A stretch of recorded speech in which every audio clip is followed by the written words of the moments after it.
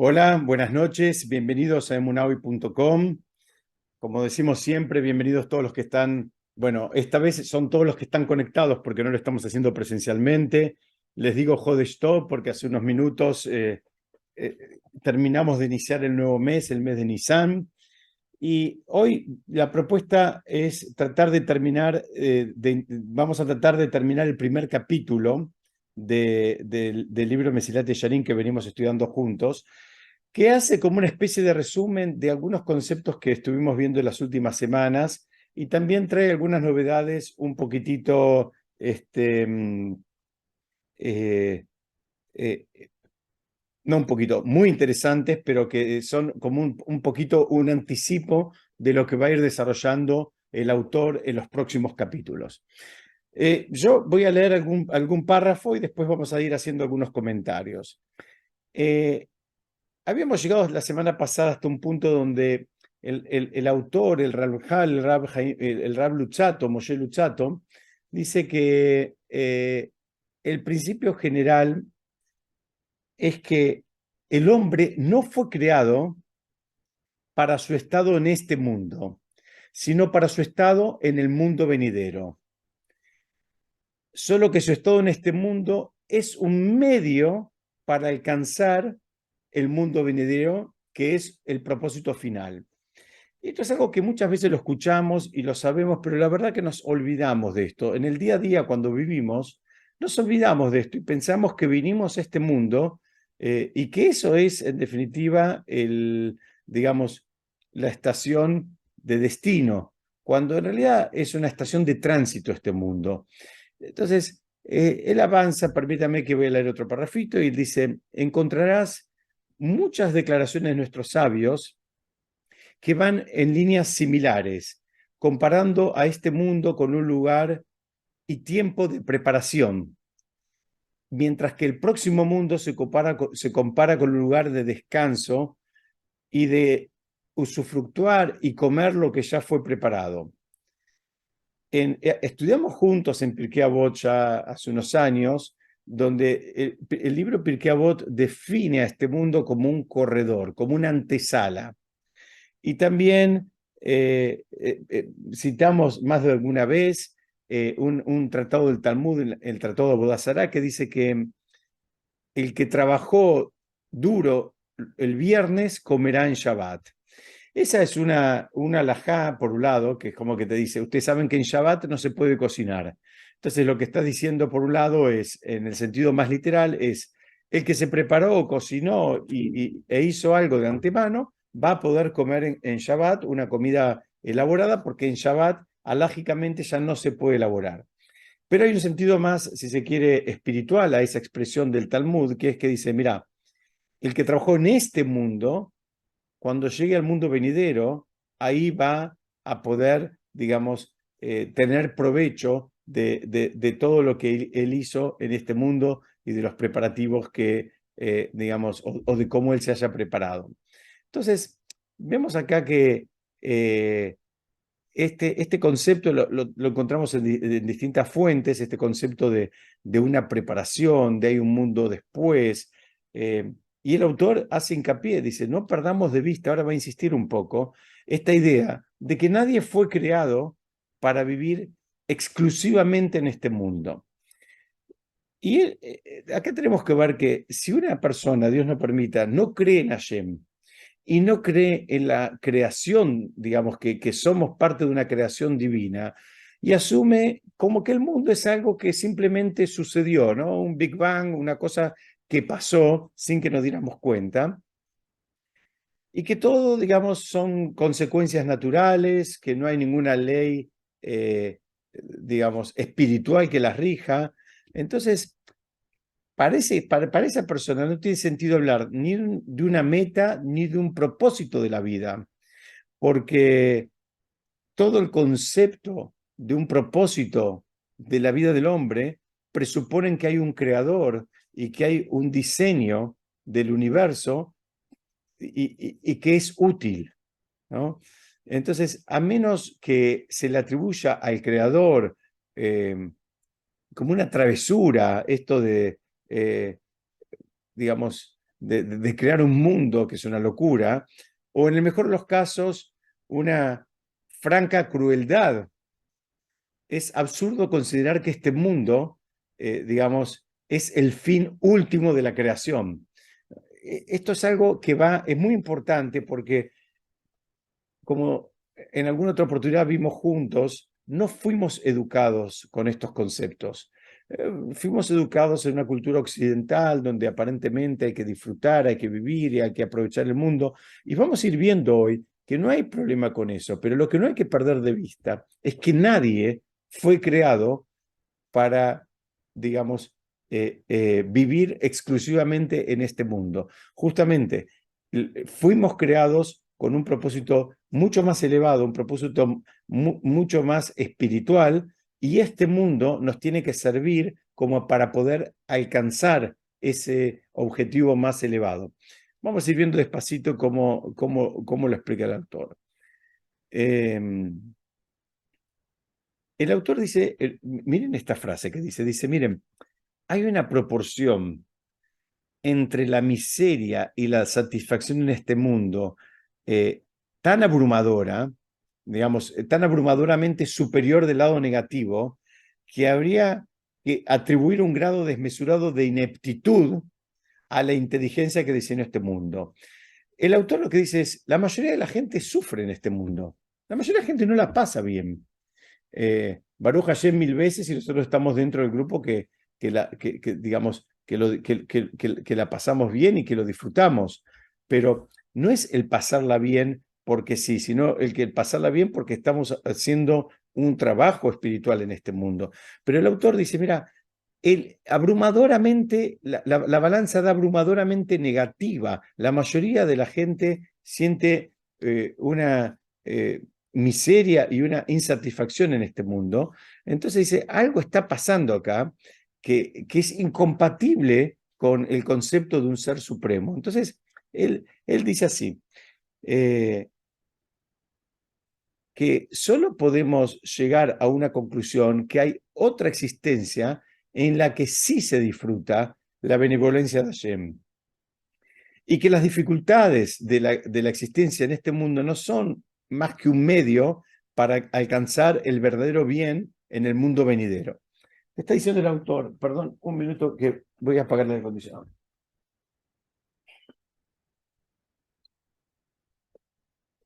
Lo que está diciendo el autor es que él hace un análisis, y fíjense que esto lo hizo ya hace unos cuantos añitos, hace 250 años por lo menos. Él dice, mira, en la mayoría de los casos, lo que vos ves es gente sufriendo. Entonces, y ahora va a explicar por qué. Entonces, la idea es que, digamos, la benevolencia de Hashem en algún lado tiene que terminar aflorando.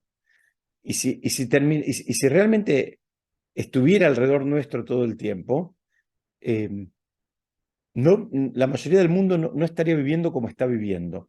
El problema es que Dios nos permita, no es que la benevolencia de Hashem no está, es que nosotros no estamos conectados, ¿no? Esto siempre lo explican nuestros sabios con un concepto como una luz que emana permanentemente. Después está, digamos, el trabajo del receptor de poder percibir esa luz y poder captarla. Pero la luz está está emanando permanentemente. Después, si nosotros estamos en modo receptor, la podremos captar. Y si no lo estamos, ni nos enteramos de que existe esa emanación. Vamos a ver cómo explica un poquitito más, un párrafo más. Yo estoy ahora, voy a leer un párrafo que es una traducción directamente. Dice, puedes ver que ninguna persona racional puede creer que el propósito de la creación del hombre es exclusivamente para su existencia en este mundo. Porque, ¿qué es la vida en este mundo?, pregunta el autor. Dice, ¿quién está verdaderamente feliz y contento en este mundo? Dice, los días de nuestra vida son 70 años, y él trae ahí un versículo del Teilim que habla de esto, de que es un periodo de de trabajo y angustia el paso por este mundo. Suena un poco trágico lo que está diciendo, pero bueno, yo estoy, digamos, leyendo una traducción del texto tal cual como lo escribió el Rav Luzzatto. Entonces él dice, ¿cuántas clases de angustias, cuántas enfermedades, cuántos dolores, sufrimientos, cargas? Y dice, y después de todo eso, la persona se va de este mundo. Entonces él termina diciendo que si el propósito de la creación del hombre fuera exclusivamente para este mundo, primero no hubiera sido necesario otorgarle a la creación, otorgarle al ser humano un alma tan elevada, que es más grande incluso que los mismos ángeles. Primer pregunta fuerte que hace el autor. Dice, mira, si todo lo que vino a hacer la persona es a disfrutar de este mundo, bueno, ¿para qué le dio a Hashem una neyamá? ¿Para qué le dio un alma tan elevada? Podría haber hecho una creación más rudimentaria y sobraba. Y él da una vuelta de rosca, escuchen esto que viene ahora, donde él dice, mira, no nos olvidemos que el alma no encuentra satisfacción en todos los placeres de este mundo. O sea, la neyamá no disfruta lo mismo que disfruta el cuerpo. Hay cosas que al cuerpo le pueden resultar muy, digamos, placenteras. Vamos a dar ejemplos, ¿no? No sé, vacaciones. Yo siempre doy el ejemplo porque es el que se me ocurre como un extremo, ¿no? Una persona que está en un spa, está absolutamente relajada, está, digamos, disfrutando. Bueno, tenemos que entender que la neyamá, el alma de la persona, de eso no disfruta nada, no tiene ningún beneficio. ¿Por qué? Porque no tiene, digamos, conexión con ese mundo físico. ¿Y a qué lo comparan? El caso que traen los libros es un midrash del Coelet que dice, primero dice que el alma no se llenará, ¿no? Que está hablando, que no se va a llenar con las cosas materiales de este mundo. Y lo comparan con un campesino que se casa con la hija del rey. Y dice, mismo que el campesino con todo su esfuerzo le trajera, digamos, las posesiones más refinadas a las cuales él pudiera acceder, o las comidas más refinadas a las que él pudiera acceder, en realidad a su esposa no se le va a mover la aguja. ¿Por qué? Porque ella viene de otro mundo, ella fue criada en un palacio, es la hija de un rey.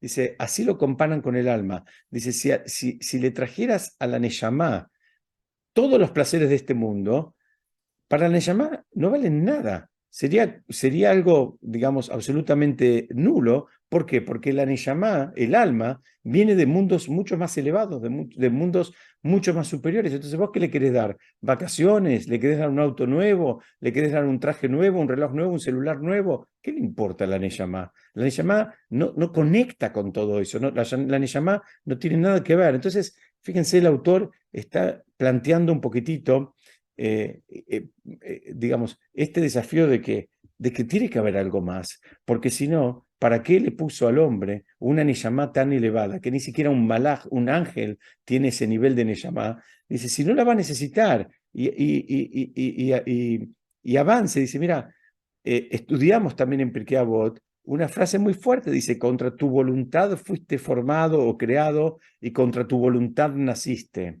¿Por qué? Porque el alma no quiere venir a este mundo. La Neyamá no quiere venir a este mundo, en absoluto, no quiere venir para nada. Al contrario, lo desprecia este mundo. Este es un concepto muy importante. Tenemos que saber que la famosa expresión que hay una lucha entre el cuerpo y el alma es literal. Es literal porque al menos que hayamos refinado al cuerpo, el cuerpo quiere cosas que a la Neyamá no le significan nada. Es como que están caminando por caminos absolutamente distintos, por caminos paralelos. El cuerpo quiere determinadas cosas y siente placer y regocijo frente a determinados incentivos. Pero esos incentivos no tienen ningún impacto en la Neyamá. Al contrario, la Neyamá en la mayoría de los casos desprecia todos esos incentivos. Entonces, lo que dice el autor es, si esto funciona así, tenemos que entender que el creador nunca hubiese creado algo que vaya en contra de su naturaleza. O sea, ¿qué es lo que está diciendo acá? Si vos creaste una persona y le diste una neyamá, y ahora tenés que el cuerpo de la persona va en contra de la naturaleza de la neyamá y la desprecia, y la neyamá desprecia el cuerpo, hay un problema ahí. Entonces,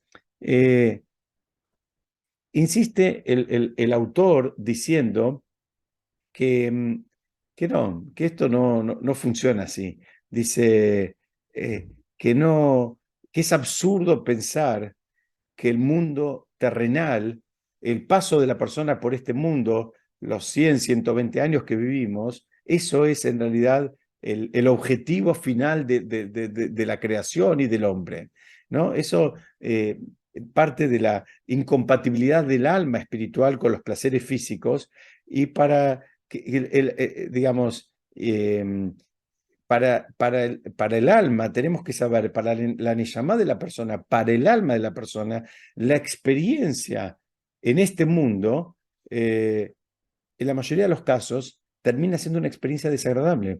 La neyamá sufre. La neyamá sufre. ¿Por qué?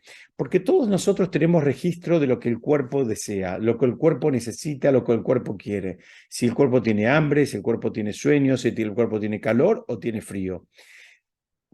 Tenemos que desarrollar, es un trabajo desarrollar una sensibilidad para poder percibir lo que la neyamá quiere, lo que el alma quiere. Eso es un trabajito, eso hay que refinarse y hay que estar muy conectado espiritualmente.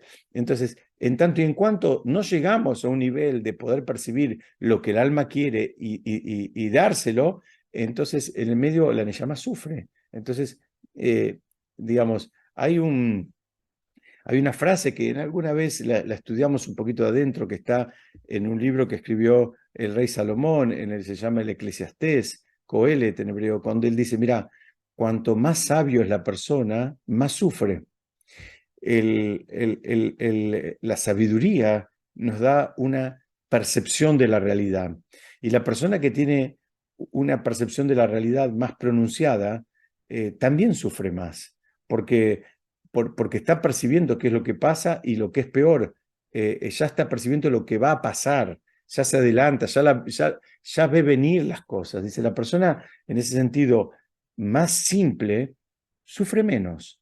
Y el que es más sabio y que tiene una percepción de la realidad, digamos, más certera, esa persona sufre mucho más porque tiene conciencia de lo que está pasando y de lo que va a venir, como dijimos. Entonces, esto lo comparan con animales. Los animales salvajes viven mucho menos estresados que las personas. Parece un chiste, pero es una realidad. Y son mucho, digamos, menos inteligentes. Entonces, si el objetivo de la vida era lograr la satisfacción en la tierra, no tiene mucho sentido otorgarle a la creación, al ser humano, dice el autor, una inteligencia superior. ¿Por qué? Porque esa inteligencia lo va a hacer sufrir. Déjalo como un animal más simple y esa persona va a fluir por la vida sin tanto, digamos, sin tantos planteos, sin tantas disquisiciones, sin tanto sufrimiento. Va a ser una cosa mucho más simple. Digamos, este es la hipótesis que está planteando todo este concepto es para apoyar la idea de que este mundo es una estación de tránsito, no es una estación de destino. Nadie vino a este mundo a quedarse exclusivamente en este mundo, ¿no? Traen un ejemplo, los comentaristas al libro del Ramjal, le dicen, si vos ves un chico vestido con ropas que le quedan gigantes, ¿no? Que las mangas le llegan hasta el piso y se pone un sombrero que el sombrero le tapa hasta la nariz, inmediatamente vos vas a concluir que ese chico se está poniendo la ropa, no sé, digamos, de su papá, que no es ropa de él. ¿Por qué? Porque la ropa está mucho más allá del tamaño que él necesita y que él puede llegar a usar, digamos, de una manera correcta. Dice, lo mismo pasa. Si apreciamos la inmensidad del intelecto humano, la capacidad que tenemos como creación, está claro que eso que no fuimos diseñados principalmente digamos, como para recibir satisfacción en este mundo. Digamos que eso sería el objetivo máximo. O sea, con algo de mucha menor capacidad, podría haber sido más adecuado para lograr la satisfacción. Esto, como se dice muchas veces, ¿no? Están matando una mosca con un bazooka. Bueno, mira, a veces no hace falta, tenés que matar la mosca, matala, pero no hace falta que le tires un misil. Con algo mucho más simple podés lograr el objetivo.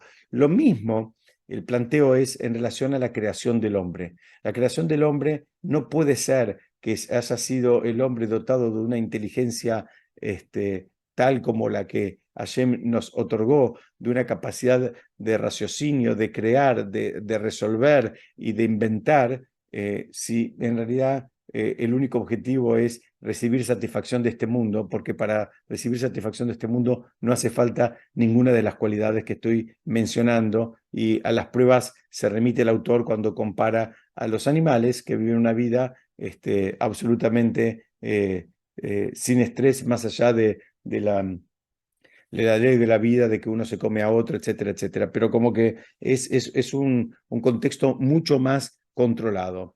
Entonces, vamos a ver acá una frase también que creo que nos va a ayudar para ir pasando al próximo punto que queremos hablar. Dice que explican, dice, que se requiere una gran fortaleza para ser creyente. Una persona para ser creyente en Hashem tiene que tener una fortaleza, ¿no? Porque a veces hay situaciones que no podemos explicar, solemos intentar racionalizar todo y a veces eso nos juega en contra, porque a veces la vida nos presenta situaciones donde no las podemos explicar o defender intelectualmente. Entonces, hace falta una cierta fortaleza para mantenerse creyente, aun cuando haya situaciones que no las podamos defender, como decía, intelectualmente. Pero tal vez sea así, dicen, pero también se requiere una fortaleza todavía mucho mayor para no ser creyente. Dice, la creencia en Hashem lo deja uno con la conclusión de que el sufrimiento humano no tiene sentido. Pero no creer en Hashem lo deja uno con la conclusión de que nada tiene sentido. Es verdad, vas a ver veces que hay sufrimiento y no le encontrás el sentido. ¿Por qué? Porque no sabemos nosotros, porque nosotros ya explicamos en otras oportunidades, Moshe le pidió a Hashem mismo, le dijo, quiero ver tu rostro. Y Hashem le dijo, no vas a poder ver mi rostro, vas a poder ver lo que sería mi nuca, pero el rostro no lo vas a poder ver. Y ahí los comentaristas explican, dice, ¿qué es lo que le estaba pidiendo Moshe a Hashem? Dice que Moshe le estaba pidiendo poder entender la relación causa-consecuencia. Cuando le dice, quiero ver tu rostro, quiero saber por qué pasan las cosas. Y Hashem le contesta, ningún ser humano va a poder ver el rostro, va a poder ver la nuca. ¿Qué significa la nuca? A nosotros nos toca interactuar y lidiar con el mundo de las consecuencias. Las causas no las sabemos. Nadie, o sea, cuando escuchan a alguien que se hace el sabiondo y que nos trata de explicar por qué pasó algo, lo primero que tenemos que saber es que eso es imposible conocerlo. Podemos plantear hipótesis, por supuesto, pero porque la Torah taxativamente dice que esa es una realidad a la cual la persona no tiene acceso, ningún ser humano tiene acceso a eso. No sabemos por qué pasan las cosas. Pueden haber un millón de motivos, algunos se nos pueden ocurrir, otros jamás se nos ocurrirían, pero nosotros no tenemos conciencia, no sabemos, no tenemos información como para sacar conclusiones. A veces jugamos, pensamos que podemos entender, esto pasó porque hizo esto, el otro pasó porque hizo lo otro. No tenemos idea de las millones de variables que intervienen y que están jugando permanentemente para que, digamos, el destino se mueva hacia un lado o hacia el otro. Entonces, ¿qué pasa acá? De vuelta, la creencia en Hashem lo deja uno, sí, con la conclusión de que a veces el sufrimiento humano no tiene sentido. pero también no creer en Hashem nos va a dejar con la conclusión de que nada tiene sentido. Y en el párrafo siguiente, el autor dice, una vez más, que la creación del hombre fue para su estado en el mundo venidero. Es decir, hay una creación y hay un momento, pero en realidad el objetivo final no es el momento uno, sino es el momento dos, que es, lo que en hebreo se dice el Olam Haba o el mundo venidero. Entonces, este alma que fue puesta en la persona,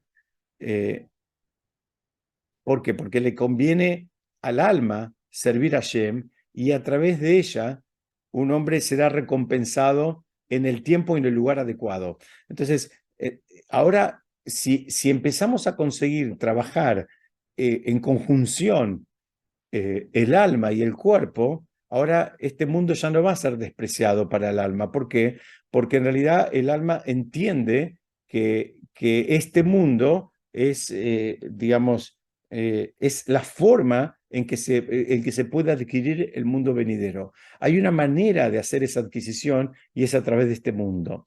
Entonces, digamos, el alma no tiene tolerancia para este mundo porque, como dije hace un ratito, los placeres mundanos, todos esos incentivos que le podemos dar al cuerpo, todas esas cosas, por más atractivas que nos parezcan, a la Neyamá no le generan ningún impacto. Muchas veces, al contrario, le generan un impacto, pero negativo, ningún impacto positivo sería la frase. Entonces, pero si entendemos que este mundo es la antecámara, digamos, la previa, como se dice ahora, el vehículo por el cual se puede acceder a una, digamos, realidad más elevada, a un mundo que es eterno. Entonces, ahora el alma puede apreciar en este momento y ya puede desear estar en este mundo. Fíjense cuando cambia, cuando la Neyamá empieza a entender la dinámica y el cuerpo la acompaña, porque en tanto y en cuanto haya, digamos, pelea entre el cuerpo y la Neyamá, bueno, hay sufrimiento, ¿no? Entonces dice, entonces el alma, ahí el alma puede realmente apreciar este mundo. Cuando la Neyamá y el cuerpo están en conjunción, lo aprecia este mundo. ¿Por qué? Porque la Neyamá también entiende que es a través de este mundo, y cuando digo a través de este mundo, ¿qué significa? Es a través del trabajo de Torah y mitzvot que la persona hace en este mundo, a través del refinamiento que hace en este mundo frente a los desafíos que presenta la vida día a día en cada una de las interacciones que tenemos, sea con nuestros padres, nuestras esposas o maridos, nuestros hijos, nuestros socios, nuestros jefes, empleados, maestros, rabanim, comunidades. Cada una de esas interacciones es un punto donde puede surgir una fricción.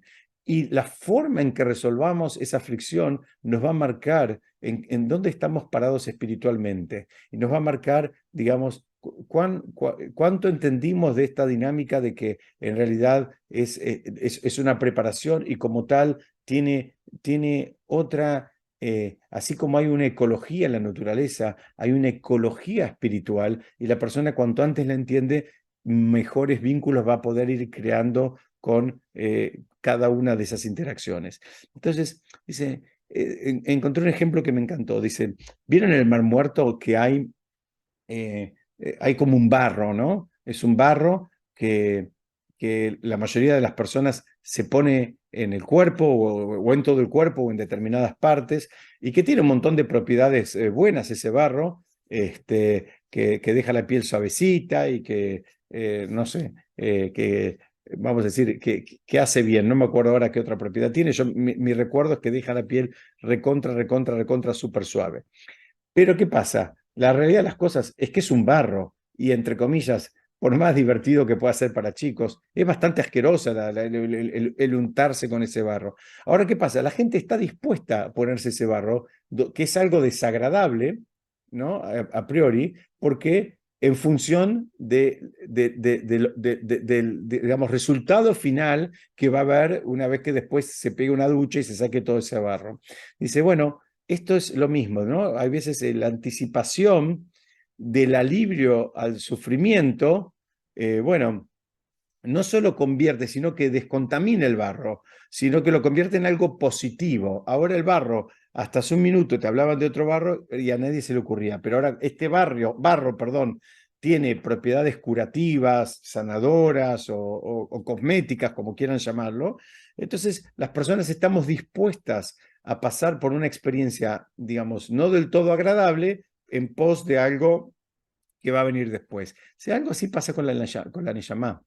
Algo así pasa con la llamada. Ustedes saben que hace muchos años tuve el mérito de conocer a uno de los grandes rabinos de la generación. Para muchos fue uno de los más grandes, que se llamaba el Rebbe de Tosh. Se lo conocía por el nombre del lugar. Y, y justamente yo había viajado con un rab que él se dedica a todos temas de fertilidad. Y en ese momento, al igual que ahora, lamentablemente, había muchísimos casos de problemas digamos, de fertilidad. Ustedes saben que nunca sepan, pero cuando un matrimonio necesita hacer un tratamiento de fertilidad, hay que hacerlo de acuerdo a la halajá, hay que hacerlo de acuerdo a la ley judía. Digamos, se pueden hacer, hay que estar encima de algunos detalles y además hay que supervisar los frasquitos todo el tiempo, porque hubieron muchos casos de frasquitos que los laboratorios terminaron cambiando. O sea, no nos olvidemos que estamos, digamos, manipulando Neyamot también, ¿no? Almas. Entonces eso requiere un cuidado especial y una supervisión especial. Y me acuerdo que este rab con el cual había viajado le preguntó a este gigante espiritualmente hablando, era un hombre muy mayor, y le preguntó qué pasaba que había eh, tantos casos y tanta necesidad de tratamientos de fertilidad que no se habían visto en generaciones anteriores. Y el rey dijo que estamos llegando a un punto donde las Neyamot, las almas que tienen que bajar, son almas muy elevadas. Y como son tan elevadas, no quieren bajar. ¿Por qué? Porque ya ven que de pronto en esas casas a las cuales van a terminar yendo, no se vive de acuerdo a los principios elevados digamos, que corresponderían para este nivel de almas. Entonces dice, este es el conflicto. El conflicto son Neyamot elevadas que no quieren bajar a menos que se le garantice un hogar, digamos, alineado con esa espiritualidad o ese nivel de espiritualidad que tienen las almas. Y acá estamos viendo algo parecido. En esta lucha permanente, porque es una lucha, hay un momento que hay que armonizar las cosas. Hay que dejar de pelear y hay que armonizar y hay que caminar, digamos, de la mano en una misma dirección.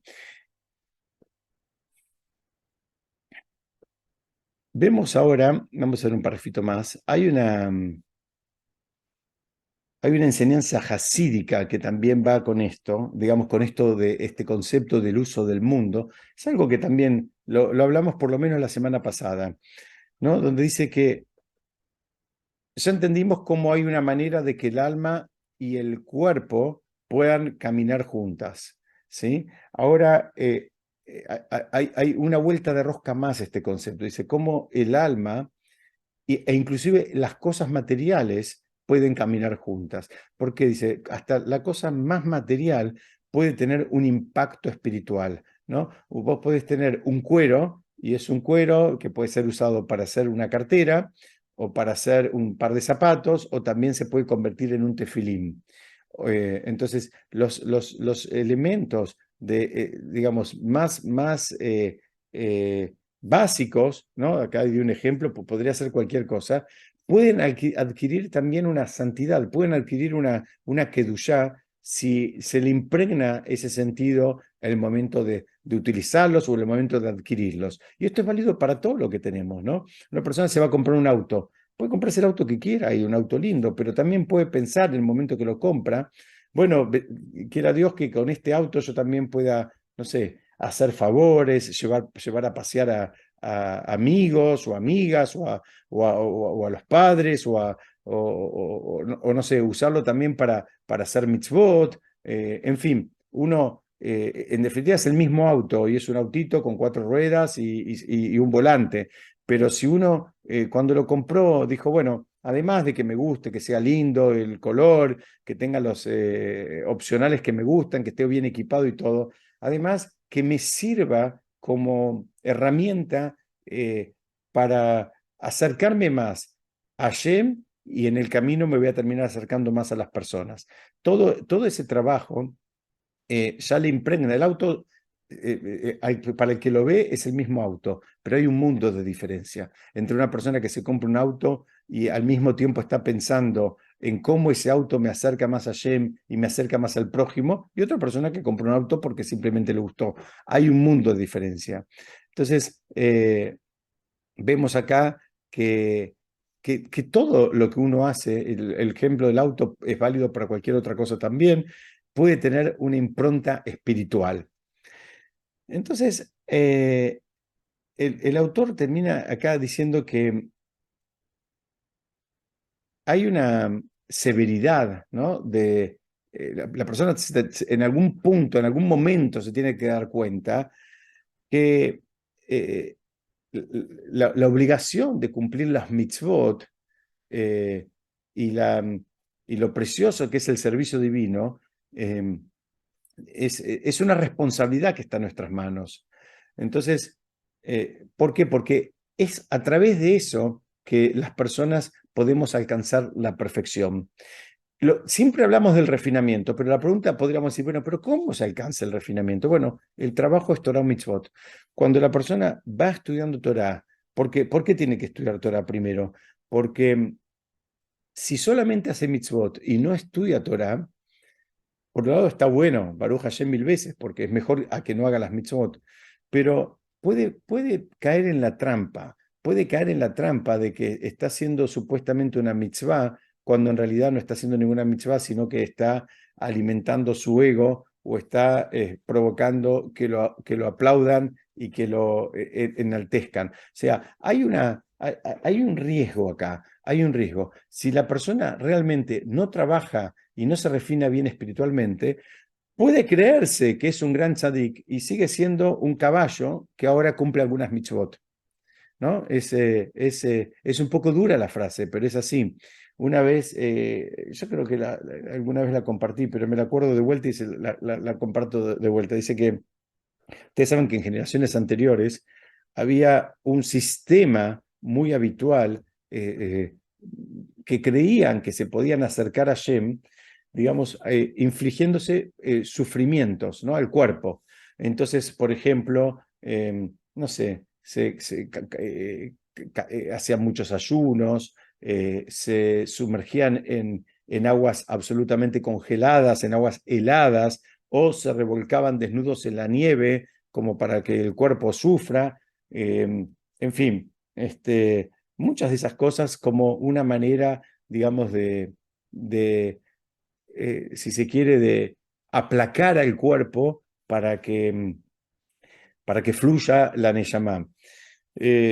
En algunas generaciones eso fue algo muy aceptado, en la mayoría de las generaciones los Jajamim no estaban de acuerdo con esa, digamos, forma de apegarse con Hashem. Una vez vino un alumno, ahora no me acuerdo el nombre, a un rab hasídico y le dijo que él eh, no comía comidas cocinadas de Shabbat en Shabbat, o sea que el único día que comía comidas cocinadas era en Shabbat. Después le dijo que se había comprado o se había clavado unos clavitos en los zapatos como para sufrir un poco más cuando caminaba, y le dijo que también se estaba revolcando en la nieve como una manera de, no sé, de despertar en Teshuvah. Y dicen que el Rab lo miró, lo dijo, acompáñame, lo llevó al establo y le mostró un caballo. Y le dijo, mira, ese caballo nunca come comidas cocinadas, siempre come comidas crudas, o sea que está todavía más elevado que vos. Y también tiene clavos en las piernas, en las patas, porque tiene las cerraduras que van clavadas.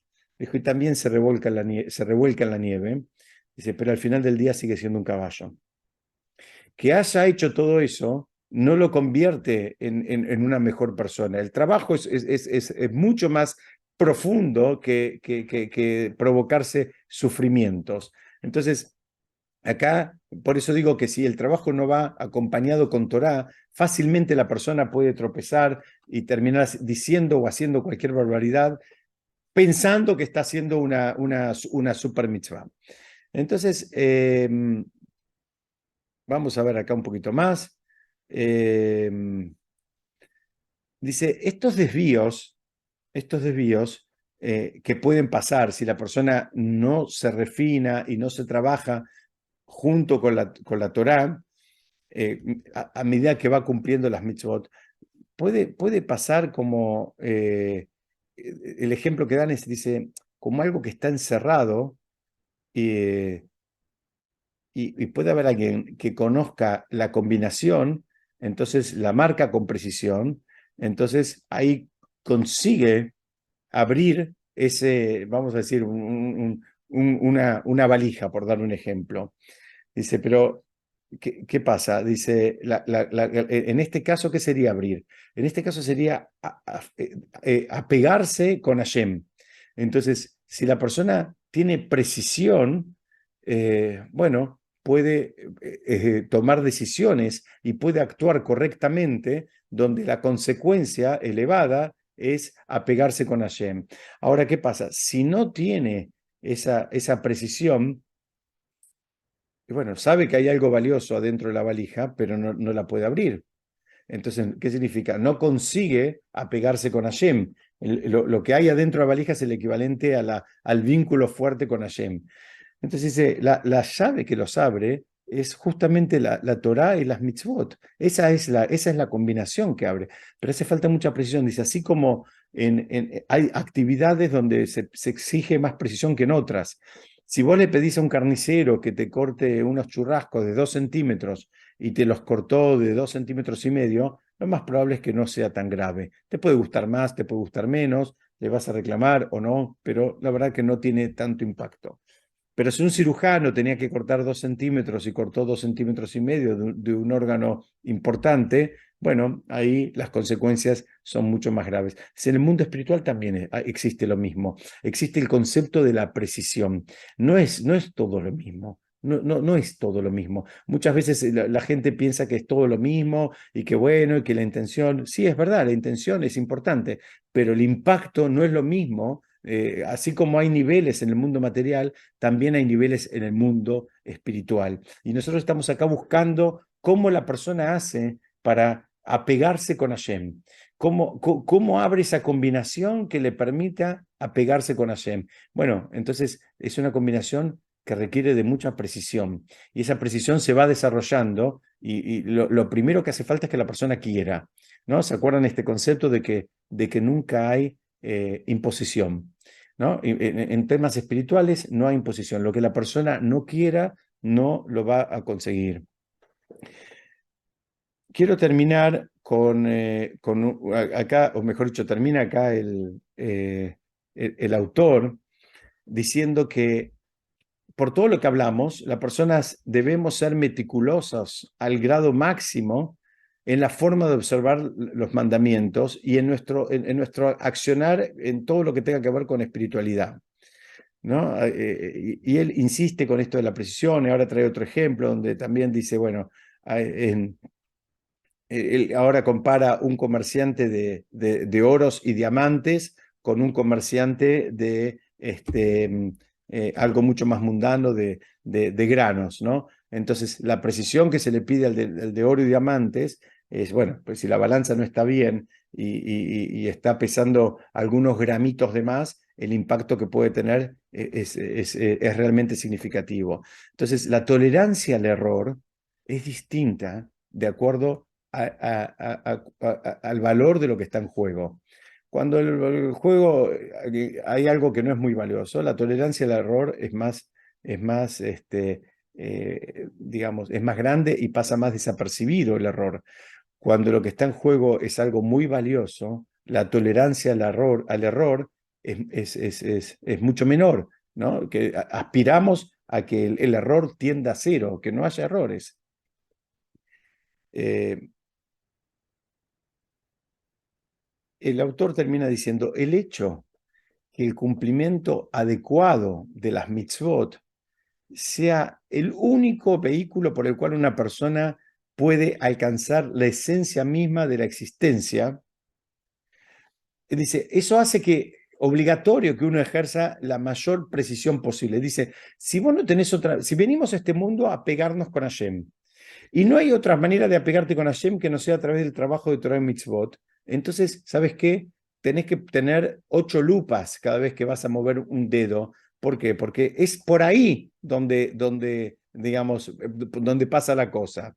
Entonces, y eso tiene además consecuencias eternas. La gente piensa que son consecuencias diarias, semanales, o en el peor de los casos, no sé, de esta vida, pero ni siquiera son consecuencias eternas. La persona tomó una decisión incorrecta, formó una familia con una persona incorrecta, tuvo hijos con una persona incorrecta, eso tiene un impacto eterno. No son los 120 años que estamos en este mundo, es un impacto eterno. Entonces, por eso dice que tenemos que tener, digamos, ese celo, ¿no? Por la precisión, así como lo tenemos en otras cosas. Y termina diciendo que, bueno, el trabajo es esto que acabamos de decir, buscar el apegarse con Hashem, entonces es a través del cumplimiento de la Torah, las mitzvot, y resistir las pruebas.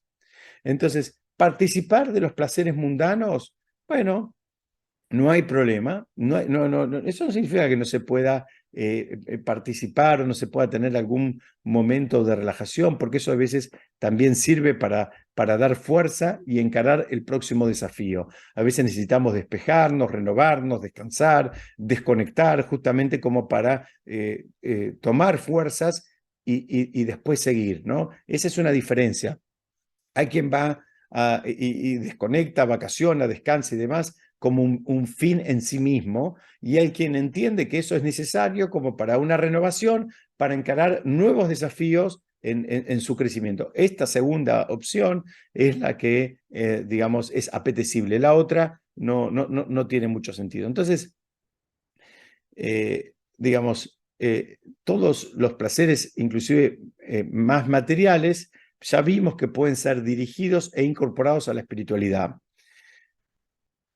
Por ejemplo, una persona puede comer, hay algo súper material como alimentarse, y puede comer para estar sano, para estar fuerte, para estar, digamos, en condiciones de seguir asumiendo desafíos intelectuales y espirituales y terrenales, si se quiere, digamos, pero lo hace con esa convicción. Cuentan que el Jafetz Haim iba a la noche y se ocupaba de que los alumnos se vayan a dormir, digamos, a un horario razonable y que no se queden hasta tan tarde. Eran alumnos que estaban estudiando, no estaban mirando Netflix, estaban estudiando.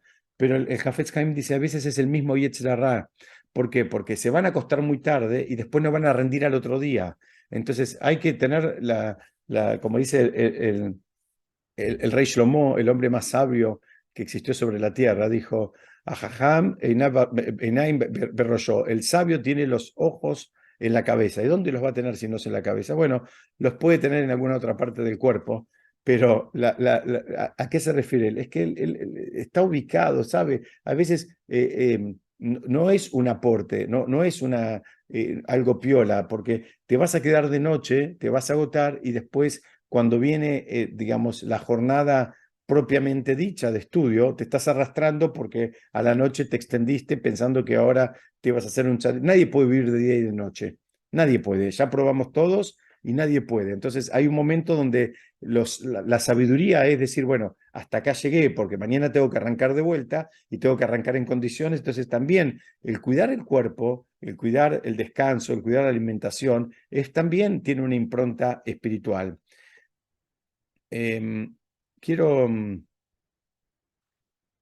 quiero terminar diciendo que en este capítulo el Ramjal definió la espiritualidad como la unión del hombre con Hashem, nada más y nada menos, ¿no? Y es muy interesante porque él dice, el cumplimiento de la voluntad divina es lo que permite lograr esa unión. Cuando estamos, digamos, alineados con la voluntad de Hashem, entonces estamos cerca, ¿no? Hay cosas que nos acercan a Hashem y hay cosas que nos alejan de Hashem.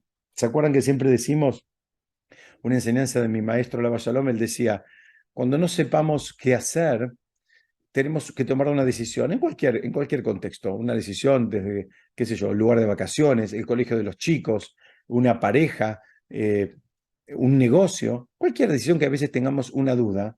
Hay un norte que establecieron nuestros sabios y es, fíjate si esa decisión que estás por tomar te acerca a Hashem o te aleja de Hashem.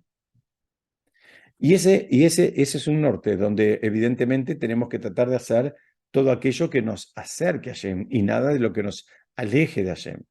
Entonces, el hombre busca, digamos, ese vínculo y a partir de que lo busca, bueno, ya hay una probabilidad de que lo encuentre. A veces, si ni lo buscamos, no lo vamos a encontrar porque no hay imposición.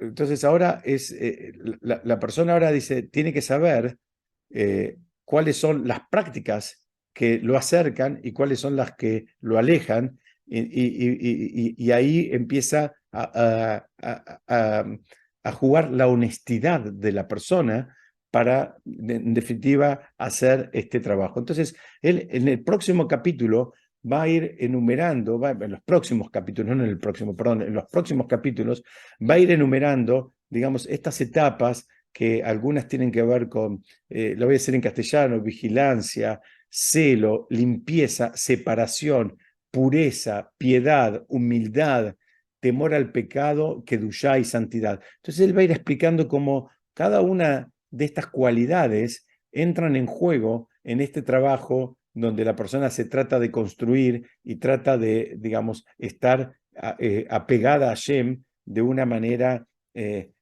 que, digamos, positiva y de una manera posible. De otra forma, así explica el autor, sería imposible porque estamos tratando de conectar dos realidades que son dos realidades diametralmente opuestas, ¿no? La realidad del mundo material y la realidad del mundo espiritual. Pero por el otro lado, hay un punto de contacto, hay un trabajo que se puede hacer, hay algo que, que, donde cada uno puede ayudar, cada uno de estos dos mundos puede ayudar al otro a cumplir el objetivo. Entonces resumimos en dos palabras. Este mundo, nadie vino a este mundo para vivir en este mundo nada más. Este mundo es lo que nos sirve de preparación para el mundo venidero.